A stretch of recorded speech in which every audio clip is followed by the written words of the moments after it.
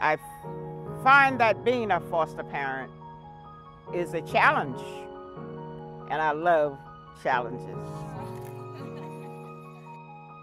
You have to have a good heart when it comes down to these children. You have to understand them, and you have to put your feet in their shoes for a minute and understand them. They've been torn apart from their parents, and every kid wants to be with their parents, and they should be. They are hurt and they are bruised, so that foster father has to have an understanding heart.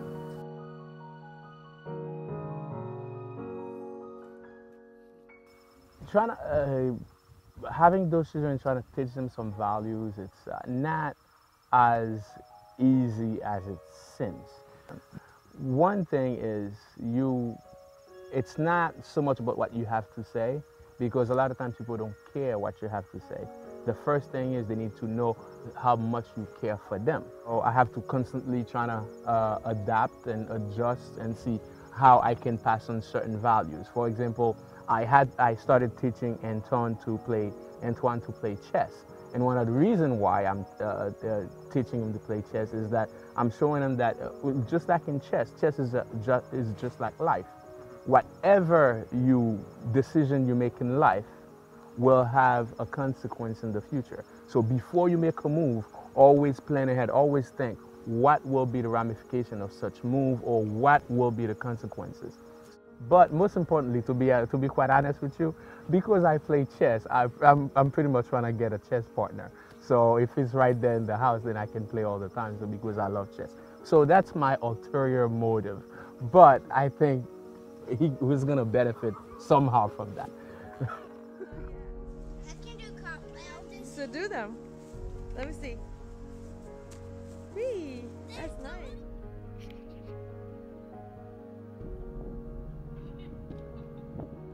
The wonderful thing about fostering is you might think that you are doing for them. It's just the opposite. They are the ones that are doing for you, because the foster children that I have at home right at this moment, and the adopted children that I have right at this moment, make my life a pleasurable one every single day I wake up. Every day I wake up, it's something new.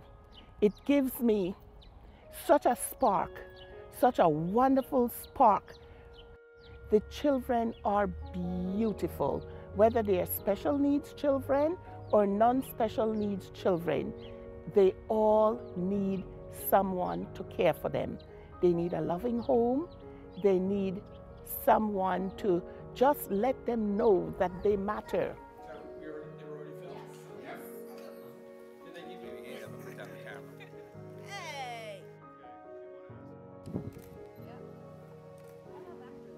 When a foster child comes inside your home, they expect your home to do the same thing as the last home is, the home before that. So they don't expect no goodness. What they expecting when they come home, into your home, they're expecting this a repeat, the same thing what happened to their homes or whatever.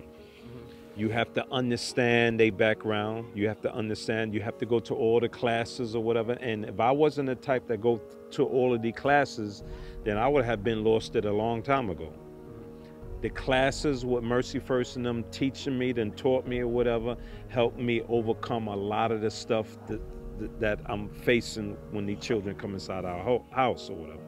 A lot of things that they do or whatever is not right, and I think, oh, I learned this in class, I should do this or whatever. So that's you got to go to class. You got to be very supportive, and you just got to have a good heart.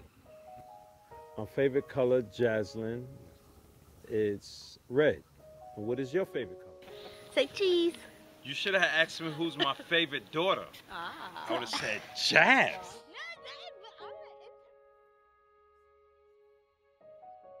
Foster care is so important to help children heal. If you have a big heart, a big home, and you really want to help kids and help them get back to their families that have healed,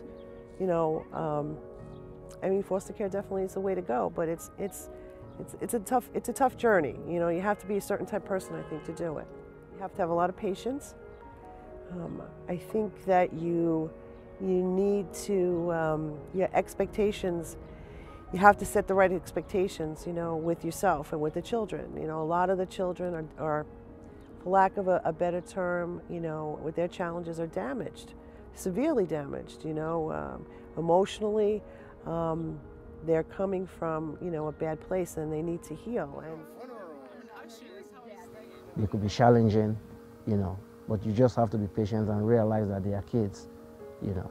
They'll come around, you know, and when they come around, it's very, very rewarding when you watch them grow right in front of your eyes, you know, and even when they leave, you attach to them and they attach to you, you know.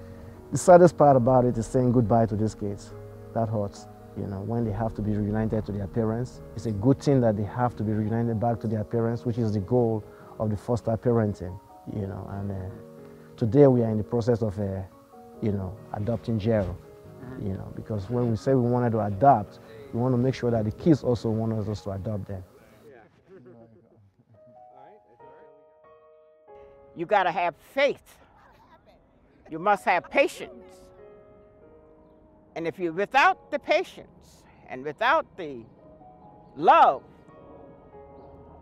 you're not going to get far with this, because we are dealing with broken-hearted, disappointed children, upset, they have lost a lot of stuff, their parents, their family, their neighborhood, their schools, and all of a sudden, they pops up on my doorstep. They have to be able to trust you. And once you get their trust, then we are smooth sailing. And without the trust and the love, it's like a ship sailing on the ocean without a sail. So you see, we as foster parents, we cannot forget where we came from. We also was children, and somebody had to deal with us. And so now we have to deal with somebody else. And that means you have to be all you can be.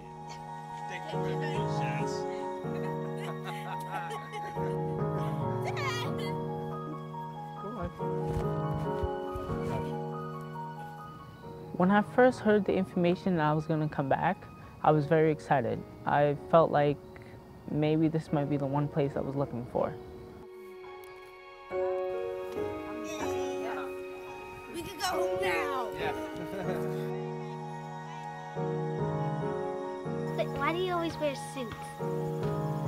I don't always wear a suit. Right now, I'm not wearing a suit. Usually when I'm going to work, because of the kind of job I do, I always go to work with a suit and tie.